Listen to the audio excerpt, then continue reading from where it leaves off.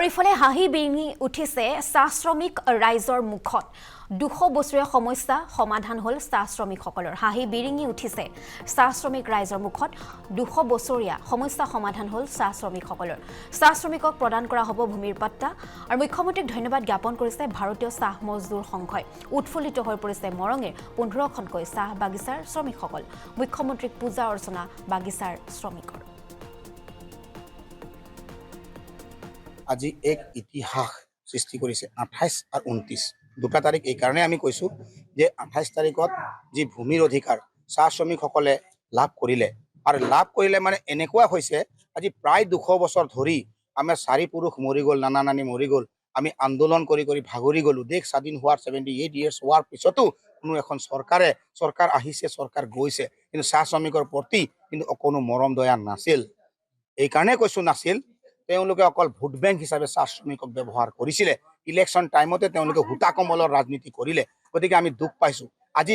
আগৰ চৰকাৰ পূৰ্বৰ চৰকাৰ যদি অলপকে কিবা এটা কৰা হলে নিশ্চয় আজি এই জ্বলন্ত সমস্যা ইমান দিন নাথাকিলেহেঁতেন গতিকে আমি সেইকাৰণে আমি অসমবাসী আমাৰ চাহ শ্ৰমিকৰ সন্তান হৈ আজি আমি মুখ্যমন্ত্ৰীক ধন্যবাদ জ্ঞাপন কৰিছো আৰু এটা কথা ক'বলৈ আমি নকলেও নহ'ব মুখ্যমন্ত্ৰী ডাঙৰীয়াক আজি চাকি বন্তি জ্বলাই যি ধৰণে আমি তেওঁৰ ফটো ছবিত আমি ফুল পুষ্প দি চাকি বন্তি এই কাৰণে জ্বলাইছো তেওঁৰ দীৰ্ঘ আয়ু কামনা কৰিছো এনেধৰণৰ শক্তিশালী মুখ্যমন্ত্ৰী আমাক দৰকাৰ যি সময়ত আমাক এই জ্বলন্ত সমস্যাখিনি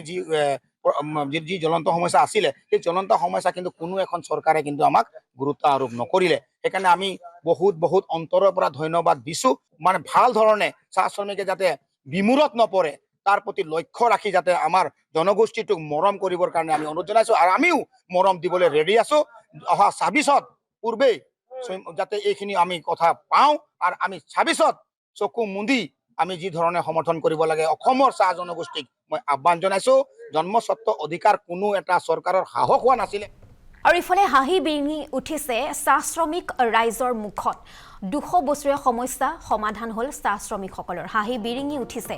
চাহ শ্ৰমিক ৰাইজৰ মুখত 200 বছৰীয়া সমস্যা সমাধান হ'ল চাহ শ্ৰমিকসকলৰ চাহ শ্ৰমিকক প্ৰদান কৰা হ'ব ভূমিৰ পাট্টা আৰু মুখ্যমন্ত্ৰীক ধন্যবাদ জ্ঞাপন কৰিছে ভাৰতীয় চাহ মজদুৰ সংঘই উৎফুল্লিত হৈ পৰিছে মৰঙে 15খনকৈ চাহ বাগিচাৰ শ্ৰমিকসকল মুখ্যমন্ত্ৰীক পূজা অৰ্চনা বাগিচাৰ শ্ৰমিকৰ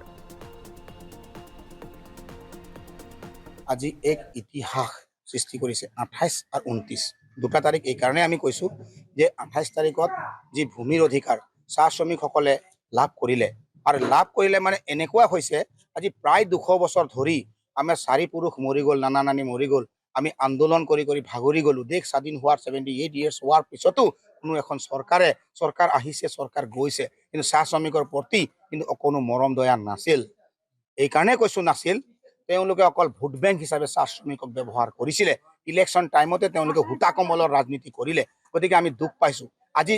আগৰ চৰকাৰ পূৰ্বৰ চৰকাৰ যদি অলপকে কিবা এটা কৰা হলে নিশ্চয় আজি এই জ্বলন্ত সমস্যা ইমান দিন নাথাকিলেহেঁতেন গতিকে আমি সেইকাৰণে আমি অসমবাসী আমাৰ চাহ শ্ৰমিকৰ